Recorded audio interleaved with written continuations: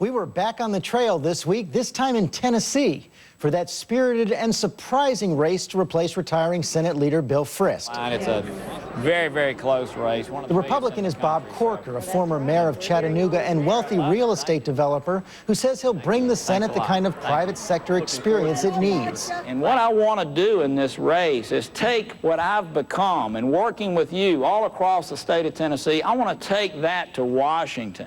Corker should be coasting in this reliably red state. But right now, the Democrat, Congressman Harold Ford, is in the lead. From a powerful and notorious political family here, Ford would be the first black senator from the South since Reconstruction. And he's selling himself as a different kind of Democrat, guided by God. I started church the old-fashioned way. I was forced to, and I'm better for it. I'm Harold Ford Jr., and here I learned the difference between right and wrong. When we met before a golf tournament in Memphis, I asked Ford about that ad. I don't think I've ever seen a politician's film an ad in a church. What do you say to those who say that's crossing a line? I say I grew up in that church. I was baptized in that church. And the kind of attacks that we're taking in this campaign have been so fierce and so unrelenting that I've relied on my faith a whole lot in this campaign. So it seemed pretty natural to me. You also hand out these business cards that have your name on the front, candidate for U.S. Senate, the 10 Commandments on the back. So what's the message there? Elect me, I'll enforce the 10 Commandments? No, elect me. I know the difference between right and wrong. I don't always live my life perfectly, but I try my hardest to follow somebody that does. And I just don't believe that from looking at this politically, that Democrats ought to cede any ground to any Republican when it comes to morality and faith. Republicans have put up an ad calling you a hypocrite. Harold Ford says, I won't let them make me someone I'm not. Fair enough. So what kind of man parties with Playboy playmates in lingerie, then films political ads from a church pew? Churchgoer by day, Playboy at night. Right, I've never been to a Playboy mansion party. I'm just not going to take morality lessons from a party. The National Republican Committee is running it, from a party that took hush money from a child predator. I mean, I'm just not going to sit back and allow them to try to characterize or paint me as something I'm not. Talking about the Mark Foley case. Look, they need to deal with their issues as opposed to judging. The Bible makes clear about that. Be careful how you judge because you'll be measured by that. The issue of abortion. You describe yourself as pro-life. When do you think life begins? Well, let me say this. Abortions, the goal here should be to reduce the number of abortions. We can debate day in and day out when it starts, when it doesn't start. The reality is we want to reduce the number. And we've done nothing in this country for 50 years other than debate this. But, George, the question is irrelevant.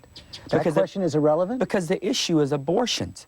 If we agree that it starts 3 months in at conception, once the baby is born, if the goal here is to reduce the number of abortions, then why aren't we talking about ways to do that? If the Republicans believe so strongly against abortions, how come they haven't offered a piece of legislation to do that? Well, they've put out bans to ban what they call partial birth I abortions. voted against the ban, or I vote for the ban.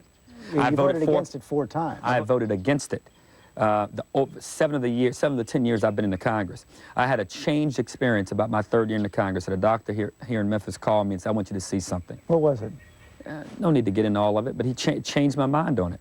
And it was a moment in my political career that I am proud to announce that I grew or learned something that changed my mind on an issue. Well, what is it that you learned? What did you see? What did you learn? George, it was a personal decision on my part. It had nothing to do with anything other than seeing something and said, you know what? The other side has a point on this. In the last debate, your opponent raised the issue of your family, of the Ford political machine.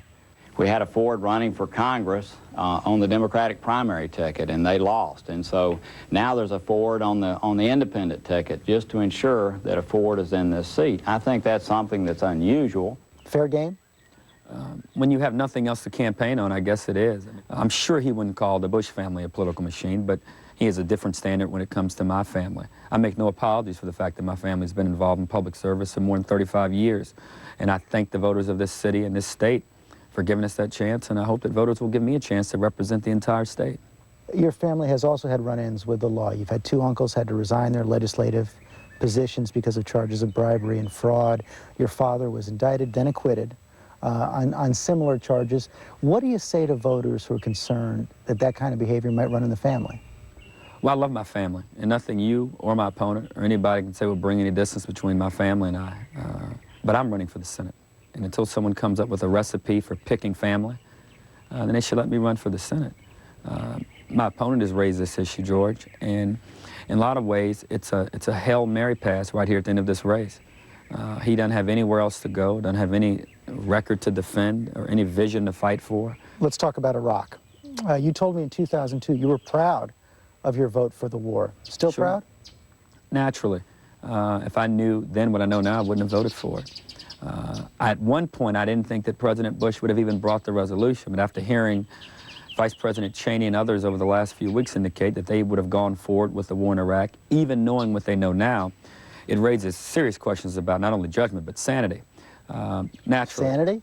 Well, why would you go forward with an effort in Iraq, knowing that they didn't have weapons of mass destruction, knowing that our focus should have remained on bin Laden? We now have a much more difficult situation in our hands. How do you stabilize it?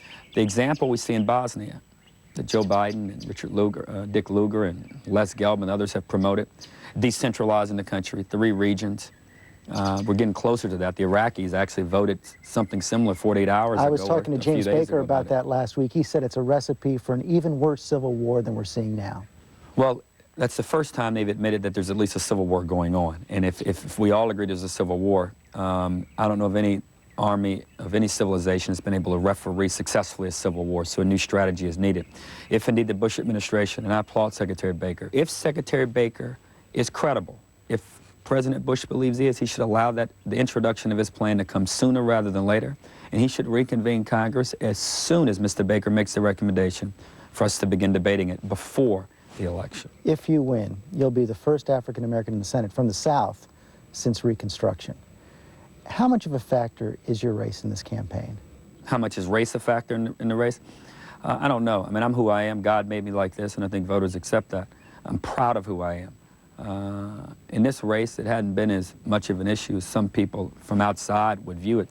Other African American candidates in the South, we've seen Harvey Gantt, 4 points up a week out, loses by 6. Doug Wilder, Virginia, 11 points up a week out, wins by 1. I like the Wilder model. Everyone always talks about how do you feel about the Doug Wilder model. Remember, he won. So if we win by a point or half a point or a tenth of a point, we'll take it. And I may even ask Secretary Baker to come count these votes for me if things get too tight down here at the end. You know I serve a big God, and I've said that all throughout this campaign. On paper, we shouldn't be where we are today. I recognize that. And there's some bigger powers at work in this race. And I just believe at the end of the day, voters are going to go in that booth and they're going to vote their future. After Ford's quick stump speech by the clubhouse, And I want to make you one promise. You will continue to have a friend in the United States Senate.